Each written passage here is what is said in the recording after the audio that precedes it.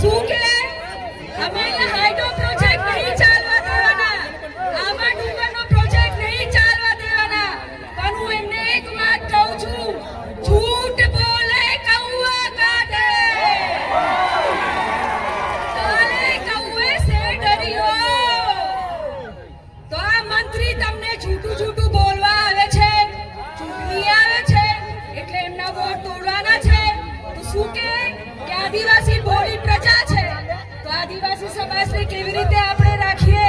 એમના બધા મીડિયાવાળા છે એમ તમે અમને મોકલી આપો. એ લોકો ઉદ્યોગપતિ જોડે જે પ્રોજેક્ટો કરવા માંગે છે એ પ્રોજેક્ટો અમે અહીંયા આવીને ખોટું ખોટું બોલીશું, 200 રૂપિયા આપીશું, એમને આપીશું.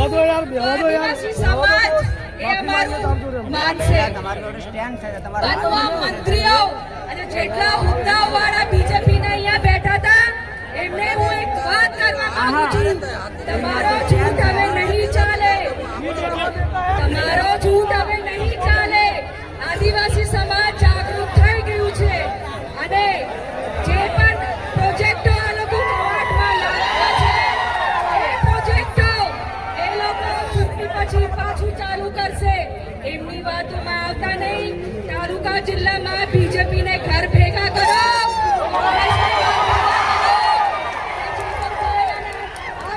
પાર્ટીની આપણે આજે બોડી બેસાડીશું તો જ આપણું પરિવર્તન આવશે. તો જોરથી એક આપણે નારો લગાવીએ, ચેતરભાઈ તું આગે બઢો, हम तुम्हारे साथ हैं, चेतरभाई तुम आगे बढ़ो, हम तुम्हारे साथ हैं. जय आदिवासी, भारत माता की, भारत माता કી. આ લોકો જે આદિવાસીની ગ્રાન્ટોથી જેટલા પણ આ પ્રોગ્રામ આદિજાતિના કર્યા છે, કરોડોના ખર્ચા એ તમારા પૈસા છે પણ એમના ગજવામાં જાય છે. આજે આદિજાતિની ગ્રાન્ટ પર આ લોકો જે રાજ કરે છે એ અમરસિંહ રાઠવા, મારા પહેલા પ્રથમ સાંસદ છોટાઉદેપુરના પાર્લામેન્ટમાં બિલ આપેલું કે જે પણ તમારી ગ્રાન્ટો છે એમાં આદિવાસી ટ્રાઇબલ ગ્રાન્ટો અલગ કરો અને ટ્રાઇબલ ડિપાર્ટમેન્ટની સ્થાપના કરો.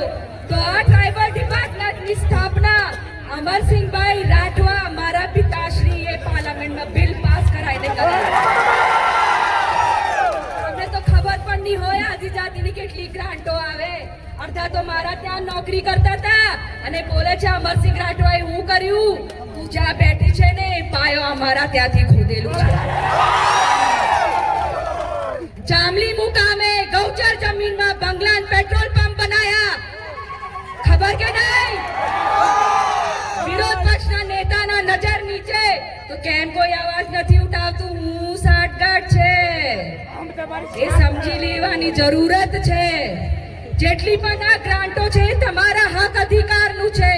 હું મારી બહેનોને કહેવા માંગુ છું, ચૂંટણી ગઈ, ચૂંટણીમાં તમને એવું કીધું હતું કે અમે 2 સિલિન્ડર આપીશું. પ્રધાનમંત્રી 56 ની વાત કરે છે, એ 56 ની જે એકવાર રડતા હતા કે મારી બહેનો તમે જે ચૂલો સળગાવો છો એ ચૂલામાંથી જે આંસુ નીકળે, ધુમાડો નીકળે છે, એ ધુમાડામાંથી જે આંસુ નીકળે છે એમનું હૃદય કાપી જાય છે. ચૂંટણી જીતી ગયા, ગેસની બાટલની હવે વાત નહીં. હવે ક્યાં ગયું ગેસનું બાટલ? મળે છે, સબસિડી મળે છે.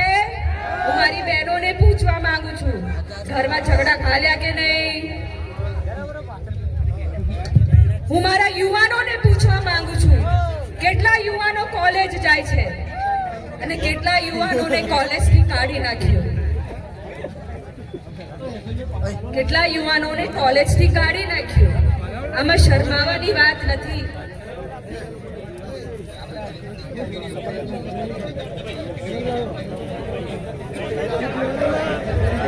આમાં હું મારા યુવાનો જેટલા પણ અહીંયા છે એમને કહેવા માંગુ છું, તમારા ભવિષ્યને ચોકડી આ સરકારે લગાડી દીધી. કેટલા યુવાનોને કોલેજથી કાઢી નાખ્યું?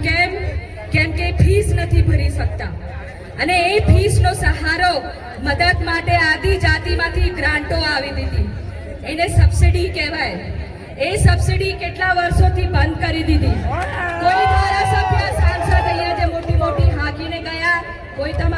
લડત આપી? નહીં આપી. એક જ છે, ચૈતર વસાવા બિરસા મુંડા જઈને એમને ખખડાઈ લો. આદિવાસી સમાજની ગ્રાન્ટો જે યુવાનો હક અધિકાર છે એના માટે લડત આપી અને ગ્રાન્ટ યુવાનોને સબસિડી અપાઈ. યાદ છે? તો કોણ આપણો મસીહા કહેવાય? ચૈતર વસાવા. બીજા લોકોને બહુ પેટમાં દુખે, તમારા મોડા તો ઓરિસ્સામાં જો સવારે ઉઠીને ખબર પડશે. કેટલા યુવાનોને પણ એના પહેલા કોલેજમાંથી કાઢી નાખ્યું, કેટલા યુવાનોનું ભવિષ્યને ચોકડી મારી નાખી. એક તરફ તો રોજગારી નથી, ભણતર પૂરા કર્યા, ભણવાનું પૂરા ના કરો, કોલેજમાં કે કંપનીમાં નોકરી મળે ના મળે તો તમે શું કરો? મહેનત મજૂરી. હવે મહેનત મજૂરીમાં પણ મનરેગાનું કૌભાંડ આ લોકોએ કરોડો ખાઈ ગયા. હવે તો નામ પણ બદલ્યું. એમને એવું લાગે છે કે મનરેગાનું નામ બદલો તો એમના કૌભાંડો હંતાઈ જાય છે. ખબર નહીં કઈથી હોતા ફરે છે નામ. અમે જે મજૂરી કરીએ છીએ 500,000 રૂપિયા જે દિવસમાં કમાઈને અહીંયા મારો ચૂલો સળગે, તો આ ચૂલો પણ એમને પોહાતું નહીં. એ કેમ અમારી ગ્રાન્ટો પાછળ પડેલા છે? હું મારા યુવાનો તમને કહેવા માંગુ છું, તમારું ભવિષ્ય તમને હાચવાનું છે. જે કરવા વાળા હતા કરી ગયા. જમીન તમારી, જંગલ તમારું, તમને તમારી પીઢી હાચવાની છે. આજે અમે છે, કાલે નથી.